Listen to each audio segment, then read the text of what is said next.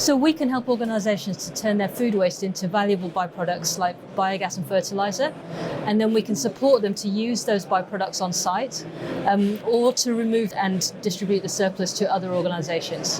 What we're trying to create is a closed-loop circular bioeconomy that can function in cities, in communities, in rural areas, to make sure that our organic resources are managed sustainably and they're used to produce the most value for people and the planet. We're developing microscale anaerobic digestion that will take the organic waste and turn it into biogas, which is about 60% methane.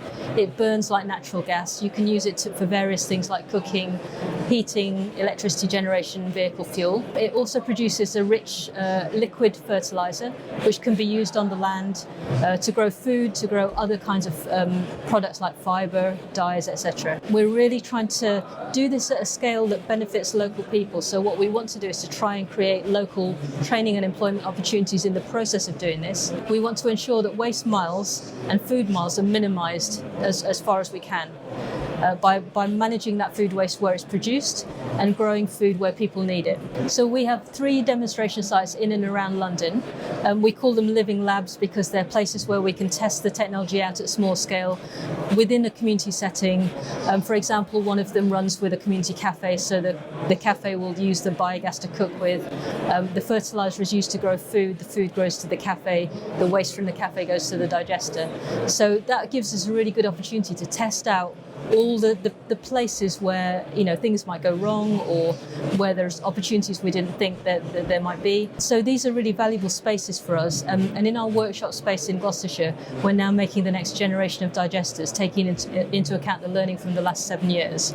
And we hope to be producing systems by 2021 that will be suitable for places like universities, hospitals, prisons, schools, off-grid communities to manage their waste in a circular way.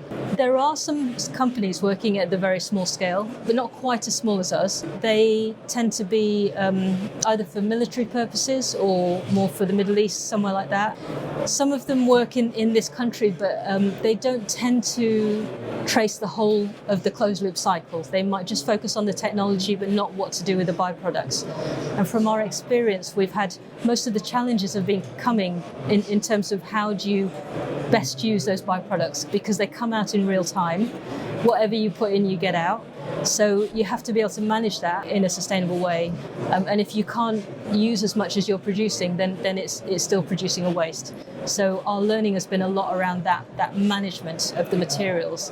And then how can we design it in such a way that it's easy for communities or an organisation to use?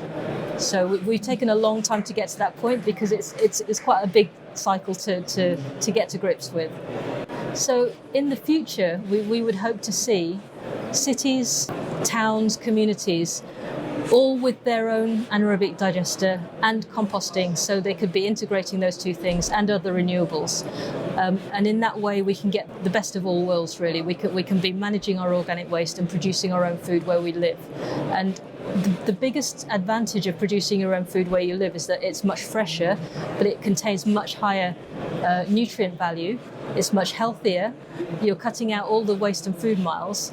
And people who are involved with that food production tend to, I think, will feel more satisfied because they're part of a system that is more sustainable, more local, and giving more health benefits.